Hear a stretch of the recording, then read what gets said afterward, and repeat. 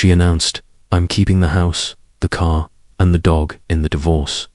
I said, take them. What her lawyer didn't tell her was that I'd put everything in my mother's name 6 months ago.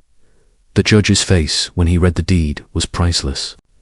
Original post, I, 52, male, and sitting here with a beer, still processing what went down in court today.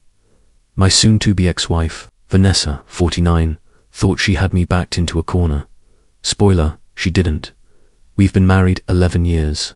Second marriage for both of us. No kids together. I have 2 grown daughters from my first marriage.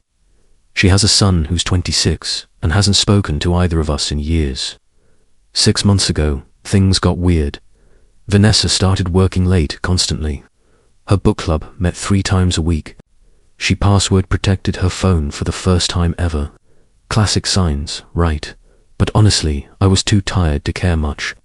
My construction business keeps me busy. And after 11 years, I figured we just drifted. Then came the text. Middle of a Tuesday. I was on a job site. Vanessa, don't bother coming home tonight. Stay at a hotel. I need space. Me, what's going on, Vanessa? I'll explain when I'm ready. Just give me the house for a few days. Weird, but whatever. Went to a motel. Cost me $89 a night. 3 days later, she texted again. We need to talk. Come home at 6 o'clock. I showed up at 6 o'clock sharp. She was sitting at the kitchen table with her sister Monica and this smug-looking dude in a cheap suit. This is Dennis, my lawyer, Vanessa announced.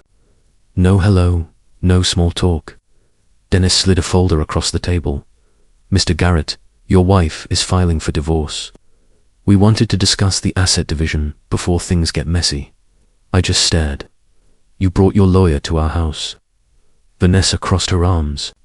I'm keeping the house, the Lexus and Brutus. You can have your truck and your tools. That seems fair. Brutus is our German Shepherd. Best dog I've ever had. Fair, I said slowly. Dennis jumped in. Mrs. Garrett has been the primary homemaker during your marriage. She works part-time at a boutique, I interrupted. 20 hours a week. I paid for this house, that car, everything. Oregon is a no-fault state. Mr. Garrett, assets acquired during marriage are typically divided equitably. I know how it works, I said. Looked at Vanessa. You seriously want to take everything? She had this satisfied little smile. I deserve it after putting up with you for 11 years. Monica nodded along like a bobblehead. I stood up. Okay. Everyone looked confused. Okay. Vanessa repeated. Yeah, keep it. File your papers. I'll respond through my lawyer. Dennis actually looked disappointed. Probably wanted a big fight to bill hours. Left the house. Drove to my buddy Travis's place. Told him everything over a 12-pack. Man, that's cold. Travis said, you're just going to let her have it all. I smiled. Nope. See, 6 months ago, when Vanessa started acting shady, I wasn't just ignoring it.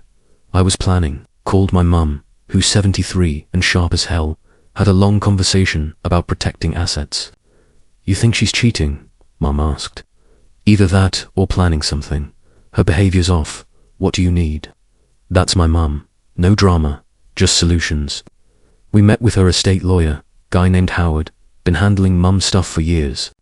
Explained the situation. Howard thought for a minute. Your mother could purchase the assets from you, fair market value, legal sale between family members. Then lease them back to you for nominal fees. Would that hold up if it's done properly with real money changing hands and proper documentation? Absolutely. So, that's what we did. The house sold to Mum for $340,000, exactly what I paid for it 3 years ago. She wired me the money from her retirement accounts. I immediately put it into a separate account. Vanessa didn't know about. Then Mum leased the house back to me for $1 a month. All legal, all documented. The Lexus sold to Mum for $28,000. She loaned it back to Vanessa to drive. No paperwork though, just a verbal agreement. I kept my work truck that was always in my business name anyway. Took 2 months to get everything transferred, recorded, notarized. Howard made sure every I was dotted, every T crossed. Cost me about $4,000 in legal fees and filing costs. Best money I ever spent. Update 1 week later. Holy hell. The responses to my first post. Yeah, it's real. Yeah, I really did it. And yeah, it gets better. Got a letter from Dennis 3 days after that kitchen table ambush. Standard divorce petition. Vanessa was asking for the house, valued at $425,000. She had it appraised, apparently. The Lexus half my business assets. Spousal support of $3,000 per month. Brutus, and she wanted me to pay her legal fees. I called my lawyer, Rita. She's been handling business stuff for me for years. Tough lady. Doesn't take crap from anyone. She wants what? Rita actually laughed. Everything plus monthly payments. Well, good luck to her. Send me Dennis's contact info. Let's respond. Rita's response was beautiful. Basically said, sure, she can have the house and car. They're not mine to give. Included copies of the sale documents to my mother.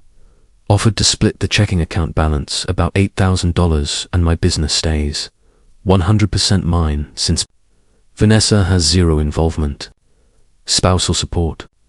Rita argued that Vanessa works, has no disability, and can support herself. We'd consider short-term rehabilitative support, like $500 a month for a year, maybe. As for Brutus, that's where I drew the line. Dog was registered to me, vet records in my name. I paid for everything. No way she was getting him. Dennis called Rita. I was on speakerphone for it. Your client transferred assets out of marital property, Dennis started. That's going to look really bad to a judge. My client sold assets to his mother 6 months before divorce papers were filed. Rita shot back. Fair market value, properly documented. When exactly was he supposed to know his wife would file for divorce? The timing is suspicious. Prove it. Proving news 6 months in advance. I'll wait. Silence from Dennis. Thought so. Rita continued. My client is willing to split liquid assets 50/50ths. That's generous. But the house and car aren't his to split. More silence. I'll need to discuss this with my client. Dennis finally said, you do that. Rita hung up and grinned at me. This is going to be fun. 2 days later, Vanessa started blowing up my phone. You transferred the house to your mother. Are you kidding me? Sold it 6 months ago. Legal sale. This is fraud. You can't just hide assets. I didn't hide anything. It's public record. You could have checked any time. My lawyer says we can challenge this. Your lawyer's welcome to try. She hung up. Called back 10 minutes later. At least give me the car. I need it for work. Car belongs to my mom, too.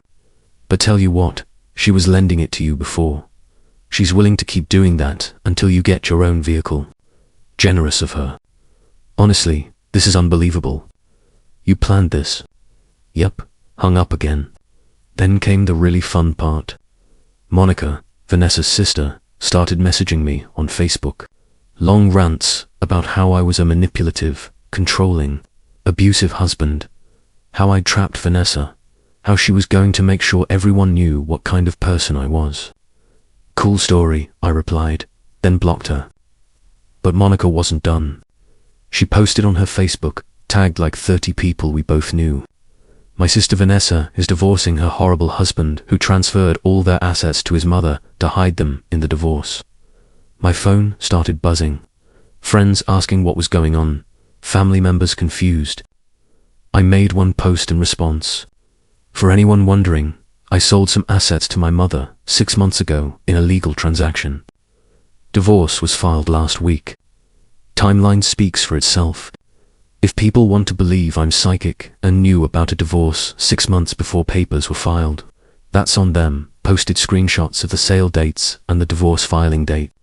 About half the mutual friends reached out to apologize for believing Monica. The other half didn't care. They believed what they wanted. Fine by me, not interested in keeping friends who don't ask questions. Travis thought the whole thing was hilarious. Dude, you actually outmaneuvered her. That's legendary. Just protecting what's mine, man. Meanwhile, Brutus was with me at Mum's house. Vanessa kept demanding I bring him back. Said he was stressed without her. Dog seems fine to me. I texted back with a photo of Brutus chewing on a new bone, tail wagging. She didn't respond to that. Update 2. 3 weeks later, Vanessa went nuclear, like absolutely unhinged. First, she tried to get back into the house. My house, well, Mum's house, whatever. I'd already changed the locks after that lawyer meeting. Seemed obvious she might try something. Sure enough, 2 a.m. on a Saturday. My phone rings. It's the alarm company. Mr. Garrett, we have a breach at your residence. Police are being dispatched. Jumped in my truck, headed over. Cops were already there when I arrived.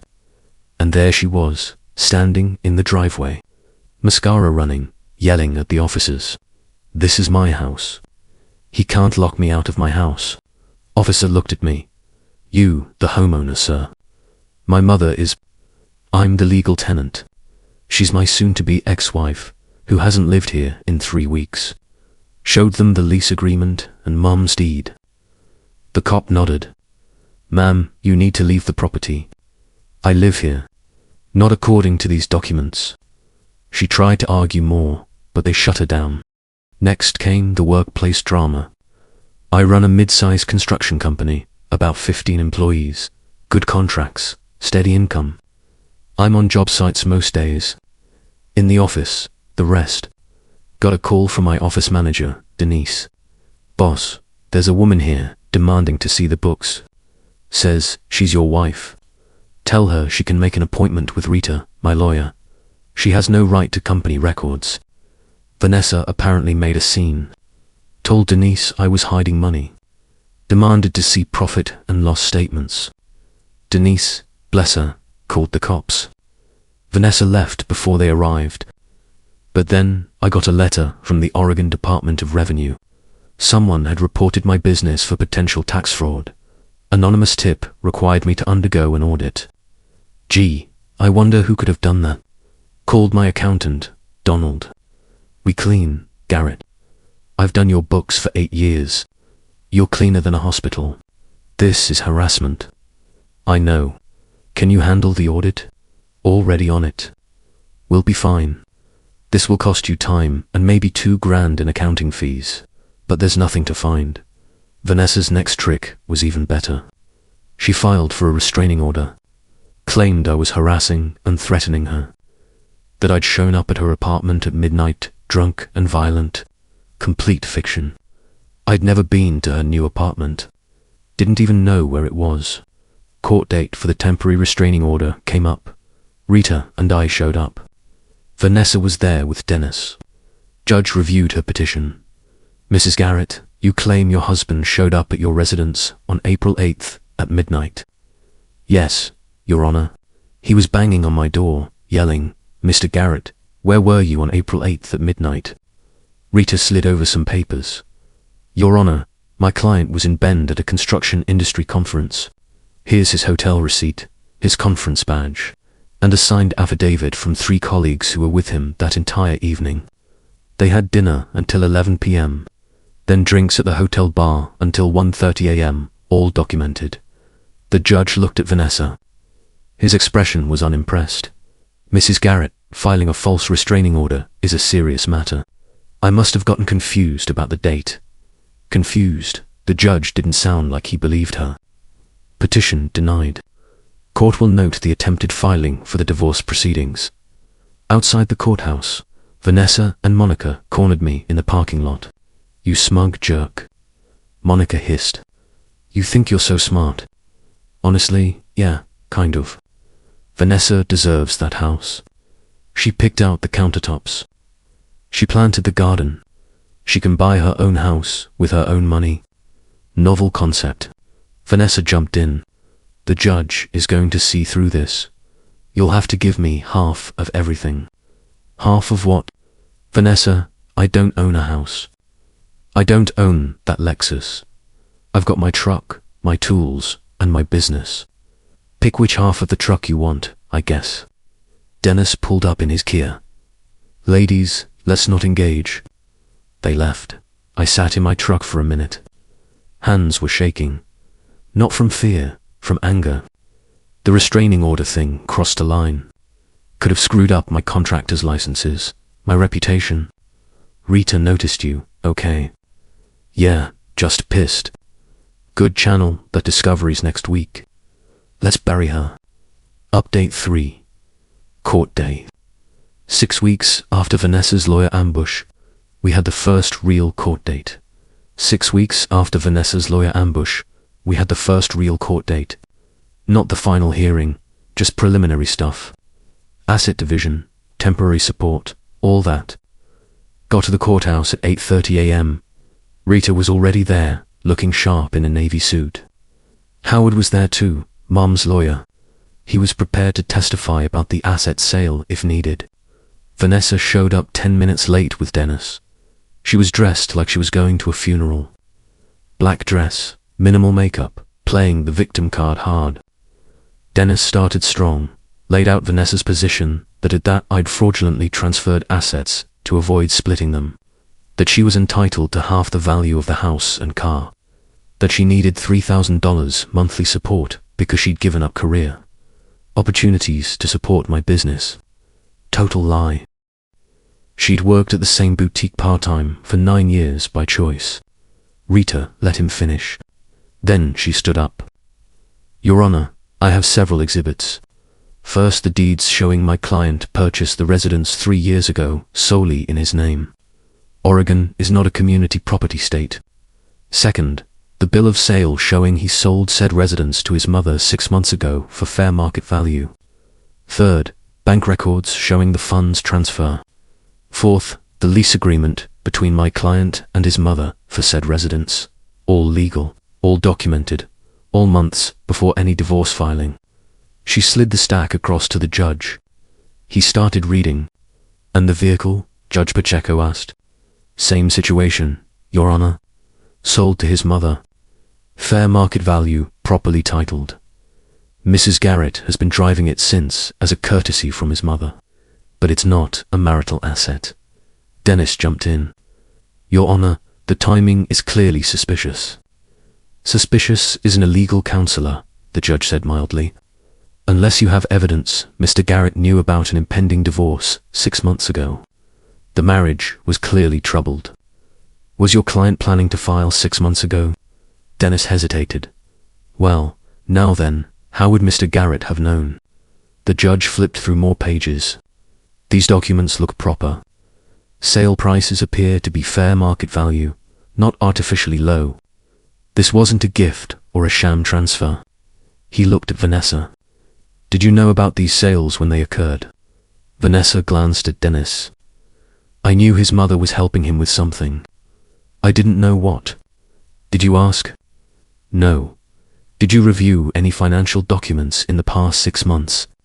I trusted him to handle it. Judge Pacheco made a note.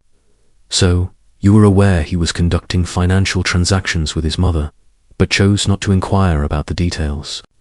That's not fraud, Mrs. Garrett. That's you not paying attention to your own finances. Dennis tried to recover.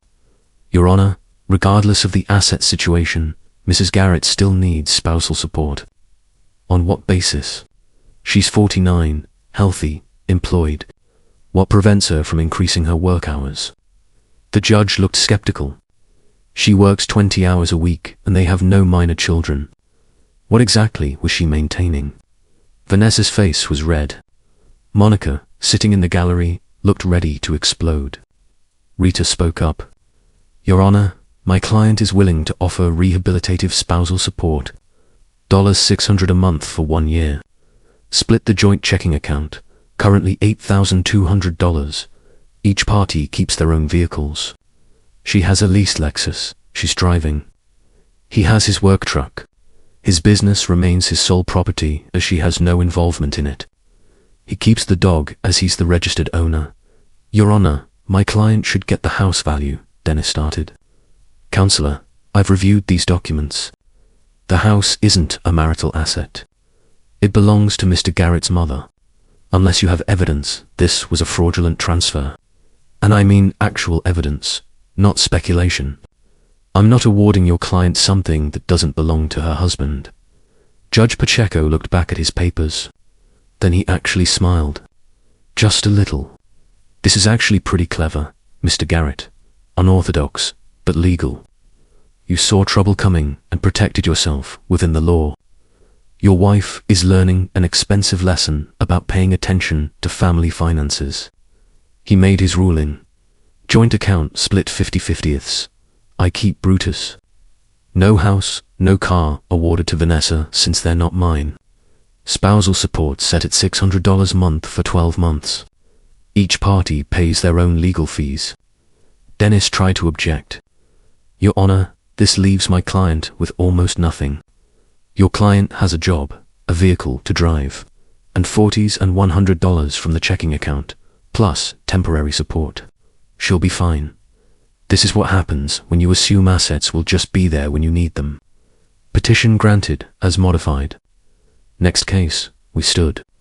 Vanessa was crying, not sad crying, angry crying.